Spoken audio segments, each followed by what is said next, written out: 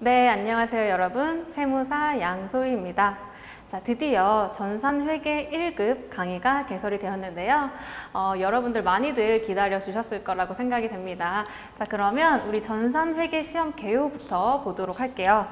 자, 일단 우리 여러분들 알고 계시다시피 4단계 급수로 구성이 되어 있고, 지금 우리는 전산회계 1급을 목표로 하는 강의다라고 보시면 되고요. 전산회계 2급 수준으로 제가 가정을 하고 수업을 진행을 할 거기 때문에 여러분들이 전산회계 2급이 없다, 또는 나는 차변, 대변도 잘 모르고 계정 과목도 헷갈린다 라고 하시는 분들은 그 전 단계부터 먼저 공부를 하시고 넘어오시는 거를 추천을 드리도록 하겠습니다.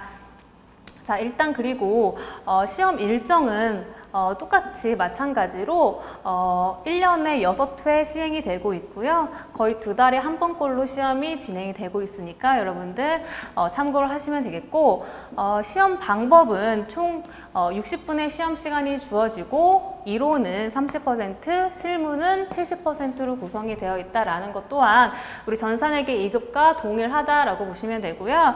자, 합격 기준은 마찬가지로 70점 이상을 득점을 하면 합격을 할 수 있다라는 것이고, 우리는 80점에서 90점 목표로 시험을 준비를 하도록 하겠습니다.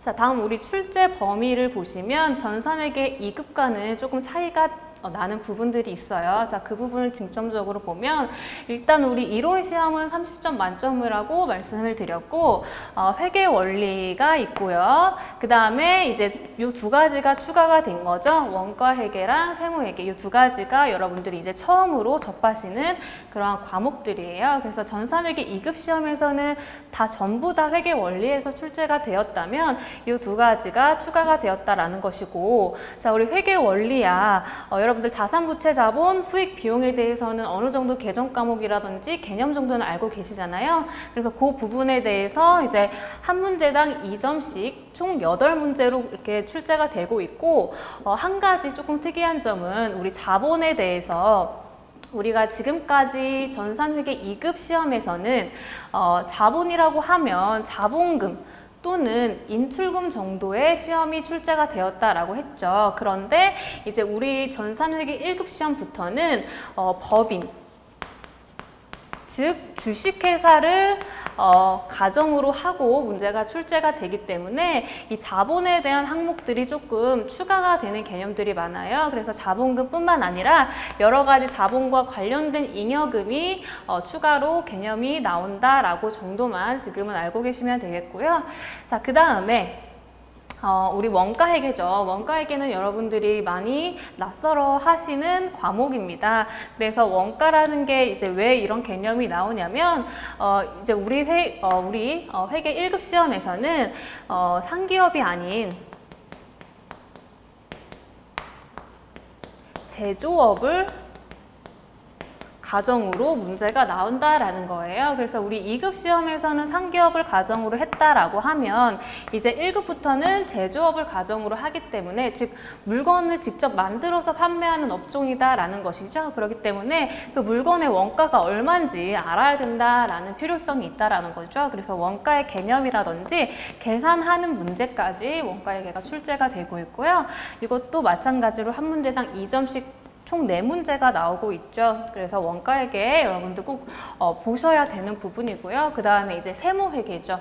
여러분들이 가장 어려워하시는 부분이에요. 그래서 정말 여기까지는 그래도 회계적인 부분이다라는 거죠. 그래서 우리가 그냥 공부하면 우리가 지금까지 공부했던 그런 범위라고 보시면 되는데, 자, 세무회계가 드디어 이제 세법적인 내용들이 추가가 되기 때문에 여러분들이 많이 어려워하시는 부분입니다. 그래서 부가가치세 이 한 가지 세목만 가지고 우리 시험은 출제가 되고 있다라는 것이고, 이거는 총 3문제로 구성이 되어 있죠. 그래서 어떤 분들은 이거 3문제밖에 안 되니까 이거 그냥 포기하고 다른 것만 갈게요 라고 하시는 분들 계신데 그렇게 하시면 굉장히 불안하죠. 그래서 이 부분은 반드시 여러분들이 포기하지 않고 내가 3문제 중에 적어도 한두 문제는 꼭 맞추고 넘어간다 라고 생각을 꼭 해주셔야 되고, 자, 그리고 요게 이제 우리가 실무랑 연결이 되는 부분이 굉장히 크기 때문에 요 3문제가 다가 아니다 라는 거죠. 그래서 이게 중요한 개념이 되겠고요.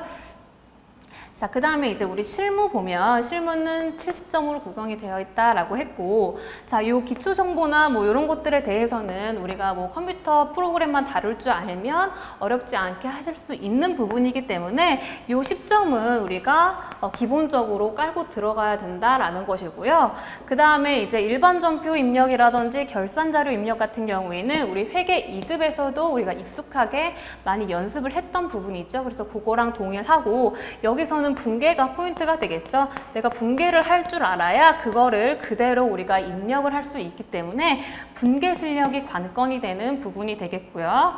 자, 그 다음에 중요한 게 이거죠. 자, 메인 매출 전표, 그 다음에 부가가치세 신고서 조회가 있어요.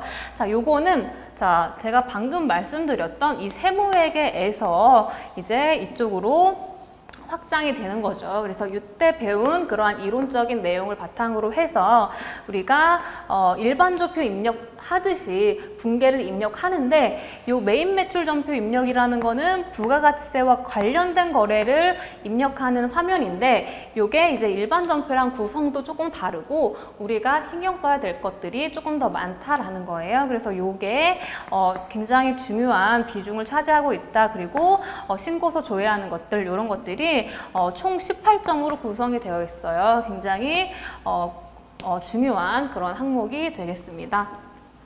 자, 그 다음에 이제 입력자료 정정, 그 다음에 뭐 결산처리 입력, 그 다음에 장부조회 같은 거는 여러분들 어렵지 않게 하실 수 있는 항목이다라는 거죠. 그래서 이 두 가지가 우리 시험의 당락을 좌우하는 거겠죠. 그래서 여러분들이 이 정도만 알고 계시면 되겠고요.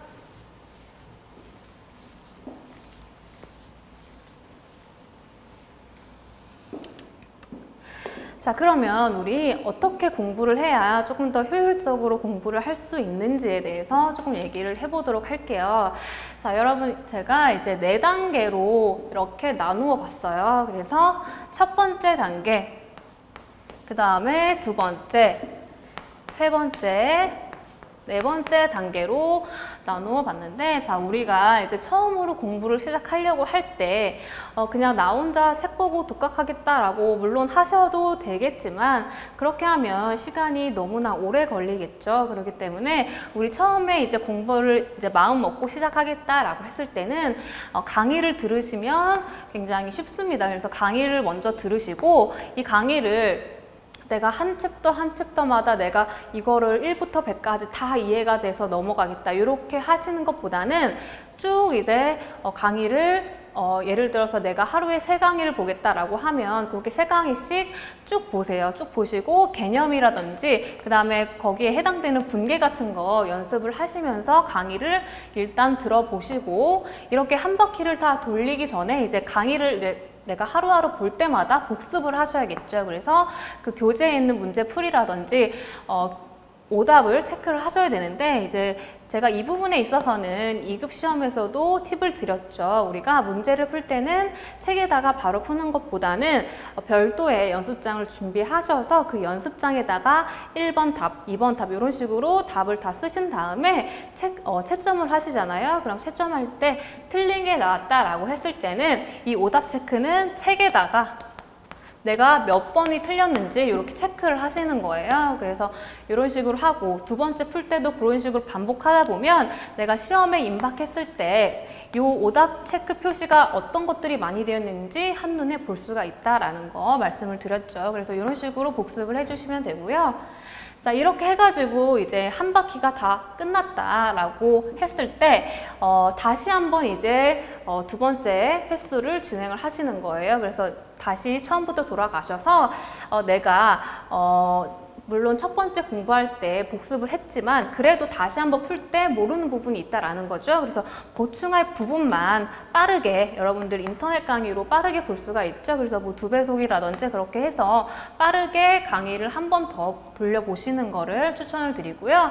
자, 이렇게 해가지고 여기까지 봤다. 그래서 총 2번 정도 돌렸다라고 했을 때 이제 기출 문제를 푸시는 거예요. 기출 문제는 우리 홈페이지에도 따로 올려드릴 거고요. 한국세무사회 홈페이지 가면 별도로 다운을 받을 수가 있어요. 그래서 이렇게 기출을 정말 내가 실제 시험을 가정으로 하고 시간을 즉 60분이죠. 요거를 엄수를 하셔야 돼요. 그래서 이 시간은 여러분들 이론이랑 실무가 있는데 이론은 적어도 15분까지는 꼭 푸셔야 되고 실무는 40분 정도 시간을 잡고 푸셔야 됩니다. 그래서 나머지 5분은 우리가 답안지 체크를 하는 시간으로 그렇게 생각을 해주시고 반드시 이 시간을 엄수를 하셔서 이 기출문제를 푸시는 거죠. 그래서 그렇게 풀어주시고 우리가 풀이 순서라는 건 뭐냐면 우리가 정말 실제로 시험장에 갔을 때 이론부터 풀고 실무부터 대부분 그렇게 많이 푸세요. 그런데 제가 한 가지 팁을 드리자면 실무부터 먼저 푸시고 그 다음에 이론으로 넘어가시는 것이 조금 더 유리합니다. 왜냐하면 우리 실무라는 게 70%의 비중이라고 했잖아요. 그래서 이게 워낙 중요하기도 하고 나중에 정말 내가 시간이 정 모자란다 했을 때 이론은 끝나기 전에 찍기라도 할 수가 있죠. 객관식이기 때문에. 그래서 그런 식으로 푸시는 게 조금 유리하시다라고 말씀을 드리고 싶고요. 이렇게 해가지고 다 풀었다라고 하면 채점을 하고 오답 체크를 하실 거죠. 그래서 그런 식으로 오답 별도로 체크를 해주시고 그 다음에 즉 이 문제를 다 풀고 나서 오답 체크까지 한 다음에 기출 강의를 수강을 하시면 됩니다. 그래서 기출 강의가 따로 개설이 될 거예요. 그래서 이거는 문제를 다 푸시고 난 다음에 듣는 것이다 라고 봐주시면 되겠습니다.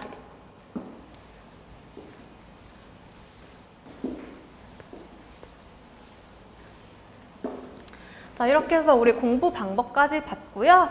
이제 본격적으로 재무제표에 대해서 간단하게 보도록 하겠습니다. 자, 교재 16페이지에 나와 있고요. 우리 재무제표는 한마디로 기업의 성적표다라고 말씀을 드릴 수가 있어요. 그래서 우리가 1년 동안 열심히 영업 활동을 한 결과를 일정한 표로 표시한 것이 재무제표 라고 보시면 되고요. 자, 재무제표는 총 5가지로 구성이 되어 있다라는 거죠. 그래서 이렇게 보시는 5가지로 구성이 되어 있다라는 정도는 여러분들이 알고 계실 거라고 생각이 되고요. 이러한 재무제표는 내 마음대로 작성할 수 있는 것이 아니고 일정한 원칙이 있다라는 것이죠. 그래서 원칙이 이렇게 쭉 나와 있어요. 자, 우리가 1번부터 보시면 계속 기업이라고 되어 있죠. 그래서 우리가 작성하는 이 재무상태표나 뭐 손익계산서 등등 어쨌든 이 재무제표에 대한 이 회사는 계속적으로 기업활동을 할 것이다 라고 가정을 하는 것이고요. 자, 2번째는 공정하게 작성을 하고 표시를 해라 라는 뜻이 되겠죠. 자, 그 다음 3번째 재무제표 항목의 구분과 통합 표시다 라고 했어요. 그래서 항목, 즉 예를 들면 뭐 자산 중에서도 뭐 우리 외상매출금이라든지 뭐 매출채권 이런 것들을 각각 구분해서 표시하고 또는 통합 표시한다라는 뜻이 되겠고요.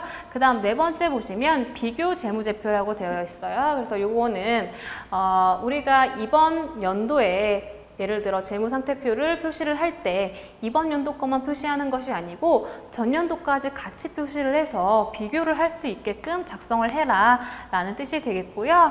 5번째는 재무제표 항목의 표시와 분류의 계속성이에요. 그래서 우리가 한 가지 방법을 채택을 했으면 그 방법을 일관성 있게 계속적으로 유지해라 라는 뜻이 되겠고요. 자, 마지막으로 일정한 양식에 따라서 재무제표를 만들어라 라는 얘기예요. 그래서 요거를 여러분들이 뭐 전부 다 외우시거나 그런 항목들은 아니고요. 여러분들이 그냥 보고서 이해만 하면 되는 그런 부분이 되겠습니다.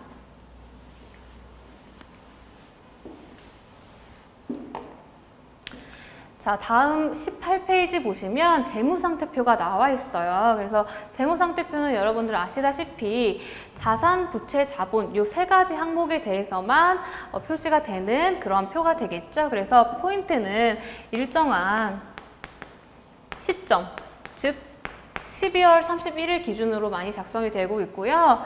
자, 기업의 재무 상태를 표시하는 표다. 이 두 가지는 여러분들이 알고 계실 거라고 생각이 돼요. 그래서 이 두 가지가 포인트가 되고, 요거는 우리가 유동성이 큰 항목부터 배열하는 것을 보여드리려고 이걸 그림을 가져온 거죠. 그래서 여러분들 책에도 표가 있을 거예요. 자, 이게 무슨 뜻이냐면 우리가 예를 들어 자산을 표시할 때 그냥 자산을 그냥 나열을 하는 것이 아니고 일정한 원칙에 따라서 순서대로 배열을 하겠다라는 것이죠. 그 기준이 뭐다?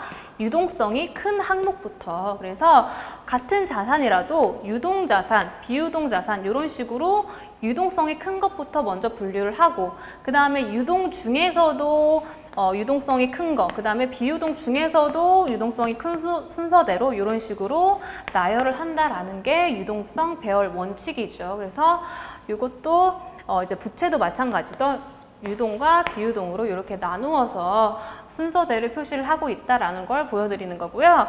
자, 그 다음에 이제 자본이 이제 우리가 주식회사로 바뀌면서 조금 여러 가지 항목들이 추가가 된다라는 것이죠. 그래서 원래는 우리가 자본금이라고만 알고 있었는데 자본잉여금이라든지 자본조정 이런 항목들이 추가로 생겼다라는 거예요. 그래서 요거는 우리가 자본 파트 배울 때 다시 한번 보도록 하겠습니다.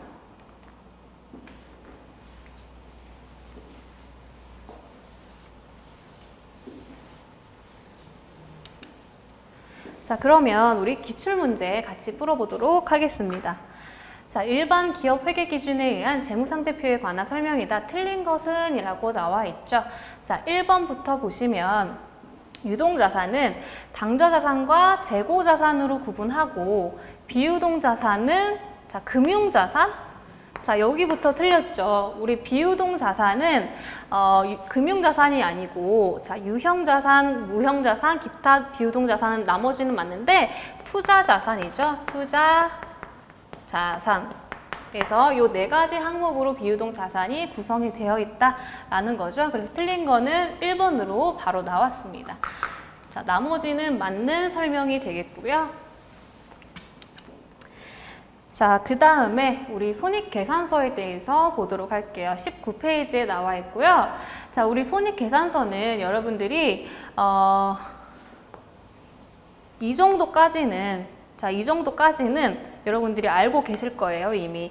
그래서 우리가 2급 시험을 준비를 하셨던 분들이라면 매출액에서 매출원가를 빼면 매출 총이익이 나오고, 여기서 이제 판매비와 관리비를 빼면 영업이익이다. 여기까지는 여러분들이 알고 계실 텐데, 이제 우리가 이 부분이 추가로 우리가 알 수 있는 내용이죠. 그래서 이 영업이익에서 영업과 관련 없는 수익과 관련 없는 비용들을 더하고 뺀 나머지가 이제 법인세 차감 전 순이익이라는 게 나와요. 그래서 우리가 이제 법인 기업을 가정으로 하기 때문에 이런 개념도 나오는 거죠. 그래서 우리가 이전에는 그냥 여기서 바로 당기 순이익이다 라고만 알고 있었다면, 이제는 법인세 차감 전 순이익이 먼저 나온 다음에 여기서 이제 법인세 비용을 빼고 나서야 당기 순이익이 나온다. 이 정도 차이가 있다라는 정도만 지금 알고 계시면 되겠습니다.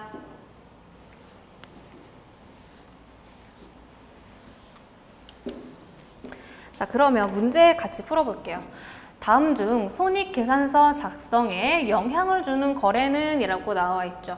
자, 1번 보시면 자기주식 처분이익이라고 나와 있어요. 자, 이것만 보면은 조금 생소한 그러한 내용이죠. 자, 이게 말 그대로 자기주식이라는 건 여러분들 지금은 모르셔도 되고요. 어쨌든 주식을 처분해서 이익이 나왔다라는 거죠. 그러니까 주식이라는 거는 자본이에요. 그래서 이거는 자본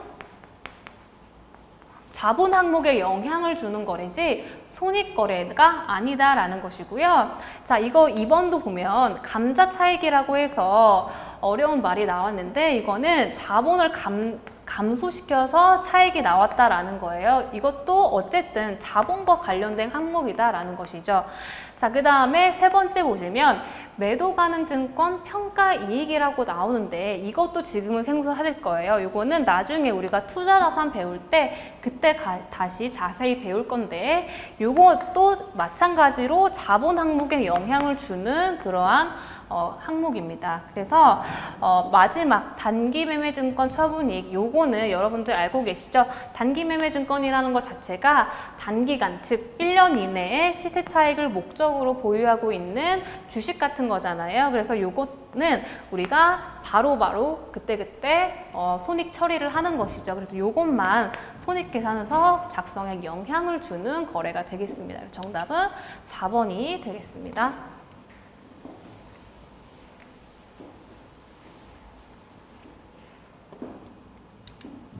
자, 다음 우리 페이지 20페이지 보시면 현금 흐름표와 자본 변동표라고 나와 있어요. 그래서 우리가 지금까지 재무제표 5개 항목 중에서 처음에 재무상태표 봤고 그 다음에 손익계산서를 봤다면 이제 나머지 현금 흐름표와 자본 변동표를 한번 보는 시간이에요. 자, 일단 현금 흐름표에 대한 특징이랑 자본 변동표에 대한 특징이 나왔죠. 자, 첫 번째부터 보시면 우리 현금 흐름표라는 거는 말 그대로 우리 기업의 현금에 대한 유입과 유출을 모두 다 표시한 표라고 보시면 돼요. 그래서 우리가 여러 가지 자산이 있다고 하더라도 현금, 요 한 가지 계정 과목에 대해서만 들어오고 나간 거를 모두 다 표시하는 표가 현금 흐름표가 되는 것이고, 이 현금 흐름표랑 우리가 이걸 통해서 뭘 알 수가 있어요? 우리 회사의 현금 창출 능력을 볼 수가 있고요. 그 다음에 우리가 미래에 현금이 어떻게 될 것인가 라고 미래의 현금 흐름을 예측을 할 수가 있겠죠. 자, 그 다음에 자본 변동표예요. 자본 변동표도 우리 회사의 자본에 대한 모든 항목을 표시하는 표라고 보시면 되죠. 그래서 자본의 크기와 그 변동이라고 되어 있고요.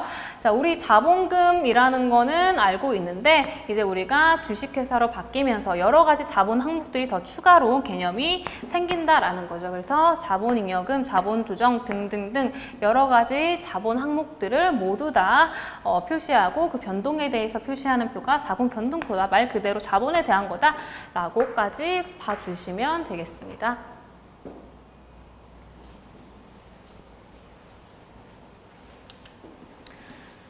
자, 그러면 우리 문제 볼게요. 다음 중 재무제표에 대한 설명으로 잘못 설명된 것은 이라고 나왔고요.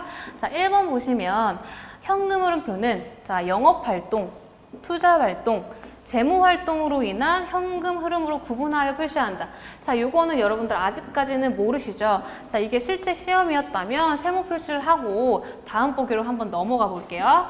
자, 두 번째, 손익계산서는 일정 기간 동안 기업의 경영성과에 대한 정보를 제공한다라고 되어 있고요. 우리 손익계산서는 경영성과고요. 일정 기간이다. 맞는 얘기가 되겠죠. 자, 세 번째 보시면 재무상태표, 손익계산서, 현금 흐름표, 이익, 잉여금, 처분 계산서로 구성되며 주석을 포함한다라고 되어 있는데, 자, 이게 무슨 얘기냐면 지금 재무상태표에 대한 요 재무제표에 대한 그런 설명이 이렇게 나와 있는데 이게 맞느냐라는 것이죠. 자, 다른 거는 다 우리 재무제표의 구성 항목이 맞지만 한 가지가 틀리다. 뭐가 틀려요? 요게 틀립니다. 그래서 이익, 잉여금, 처분 계산서가 아니고 뭐예요? 자본 변동표죠. 그래서 이 부분이 틀렸다라고 해서 정답은 3번이 되겠고요. 자, 마저 보시면 주석은 우발 상황과 같이 재무제표에 인식되지 않는 항목에 대한 추가 정보를 포함하여야 한다. 맞는 얘기가 되겠습니다. 우리 주석 같은 경우에는 숫자로 표현할 수 없는 그러한 항목에 대해서 표시를 하고 있죠. 그래서 맞는 얘기가 됐고요. 정답은 3번이 되겠고요.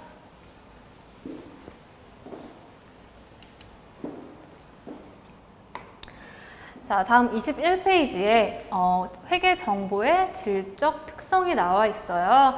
자, 일단 질적 특성이라는 것 자체가 뭐냐면 이 회계 정보가 유용한 정보가 되기 위해서는 어떤 특성들이 필요한지를 나타내는 거라고 보시면 됩니다. 자, 이 질적 특성은 3가지가 있어요. 자, 첫 번째가 목적 적합성, 그 다음 두 번째 신뢰성, 세 번째 비교 가능성, 이렇게 3가지로 일단 구성이 되어 있다라는 정도를 일단 알고 계셔야 되고요.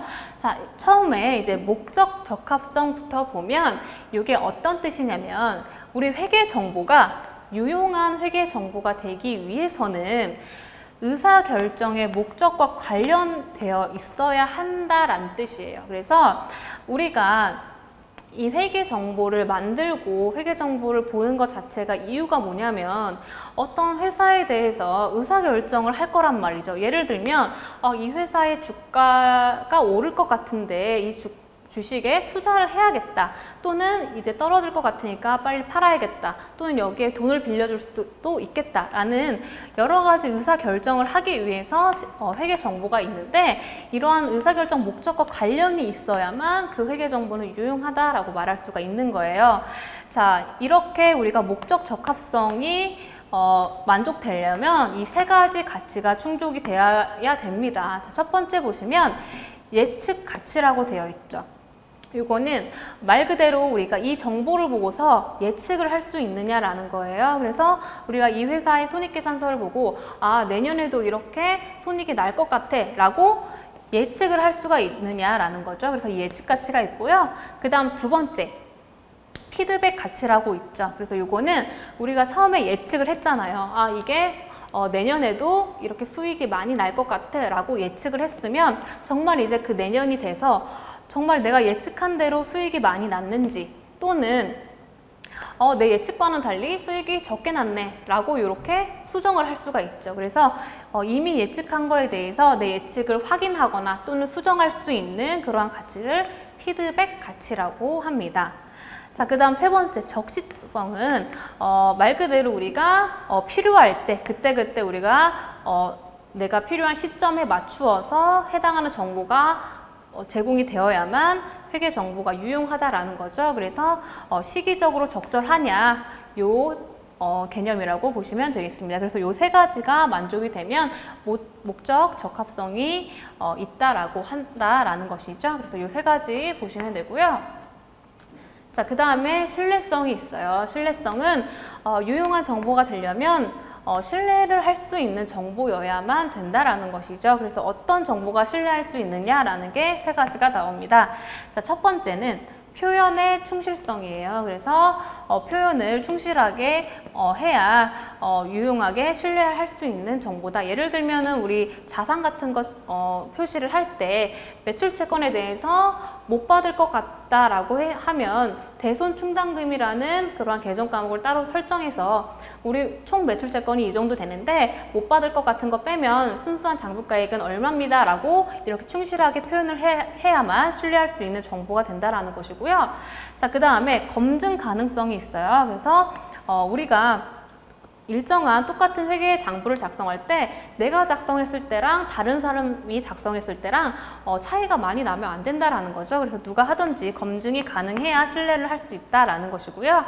자, 그 다음에 세 번째 보시면 중립성이라고 있죠. 중립성은 어떤 편견 없이 중립적으로 재무제표가 작성이 되어야 된다라는 뜻이 되겠습니다. 그래서 이런 게 있어야 우리는 신뢰를 할 수 있다라는 특징이 되겠죠. 그래서 여러분들 이 두 가지는 있잖아요. 두 가지는 시험에 자주 나오고 있습니다. 그래서 두 가지에 해당하는 요 하부적인 항목들을 여러분들 아셔야 됩니다. 그래서 요거를 묻는 시험 문제가 많이 출제가 되고 있다라는 거죠.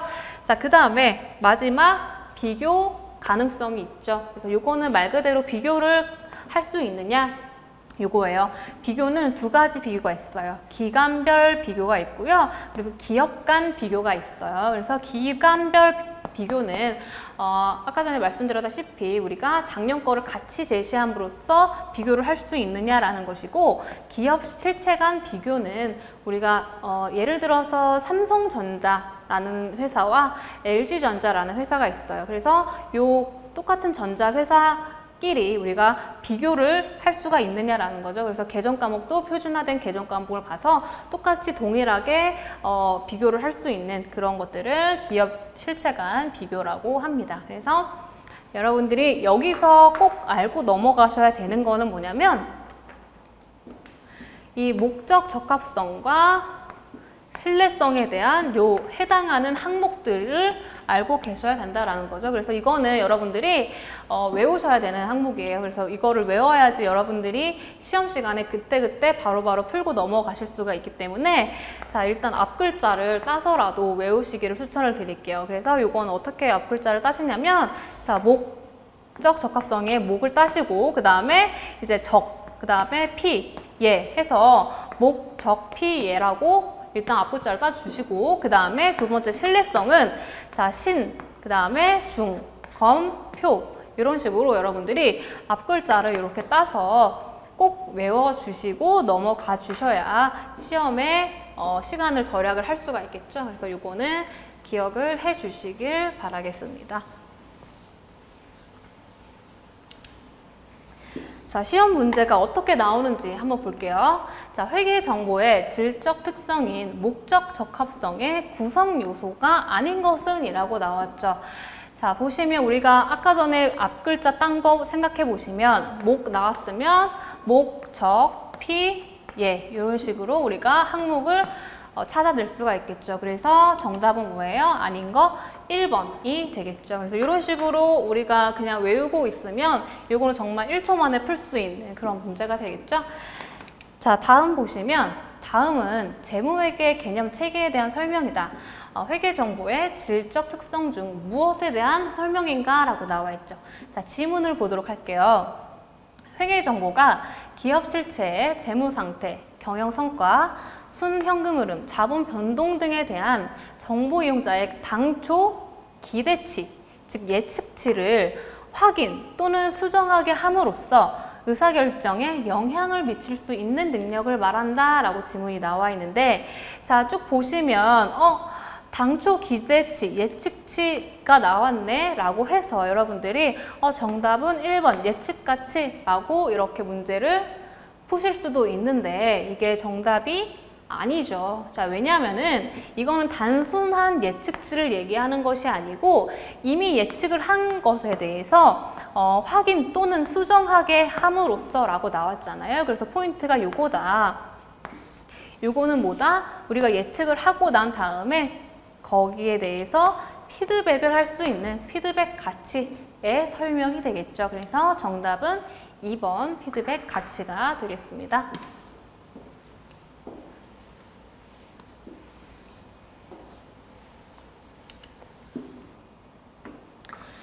자, 교재 23페이지 보시면 우리 재무제표의 기본 가정이라고 나와 있어요. 자, 기본 전제, 회계 공준이랑 똑같은 얘기인데 자, 하나씩 보도록 하겠습니다. 자, 첫 번째, 기업 실체 가정이라고 되어 있죠. 이거는 처음 시간에 말씀드린 바와 같이 기업 실체가 경제적 현상을 재무제표에 보고한다라는 거죠. 그래서 어떤 해당하는 기업이 정말 실제적으로 존재하고 있고 거기에 대한 경제적 현상을 보고하는 것이다 라는 것이고요.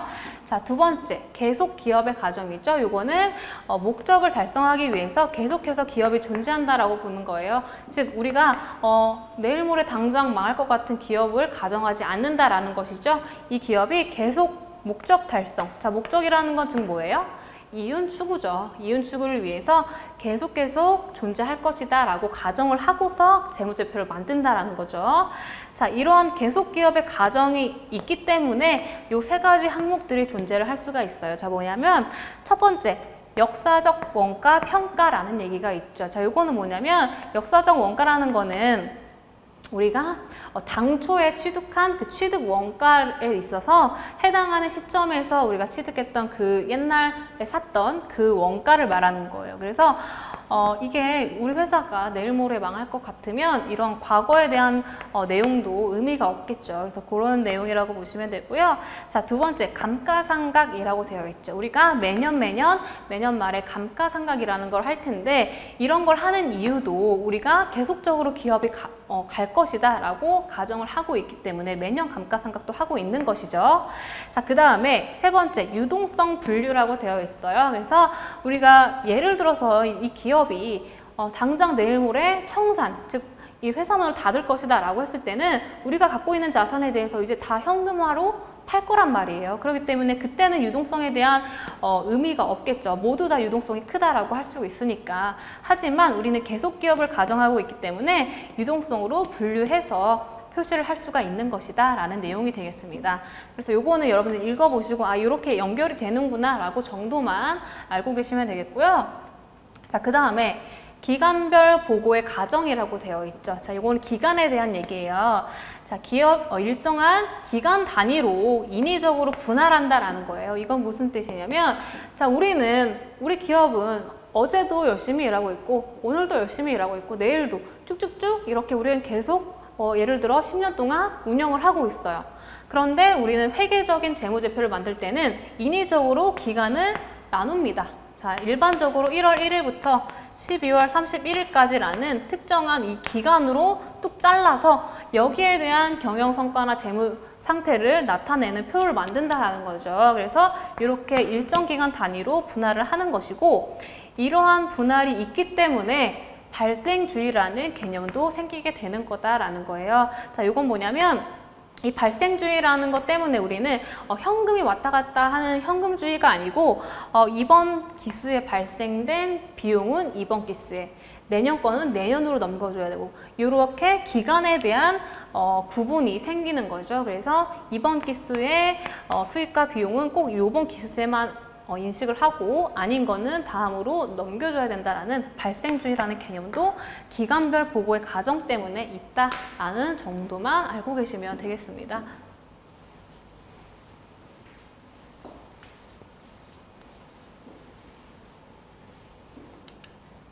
자, 기출문제 풀어보도록 하겠습니다. 다음은 재무회계 개념 체계에 대한 설명이다. 회계의 기본 가정 중 무엇에 대한 설명인가? 라고 나와 있고요. 지문 보시면 자, 기업 실체는 그 경영활동을 청산하거나 문 닫는다는 얘기죠. 중대하게 축소시킬 의도가 없을 뿐만 아니라 청산이 요구되는 상황도 없다 가정한다. 즉, 안 망할 거라고 가정한다. 자, 어떤 가정이에요? 1번, 계속 기업의 가정이죠. 자, 정답은 1번이고요. 자, 이렇게 해서 우리 첫 시간 오리엔테이션부터 재무제표에 대한 내용까지 봤습니다. 자, 여러분들 수고 많으셨고요. 다음 강의에서 뵙도록 하겠습니다.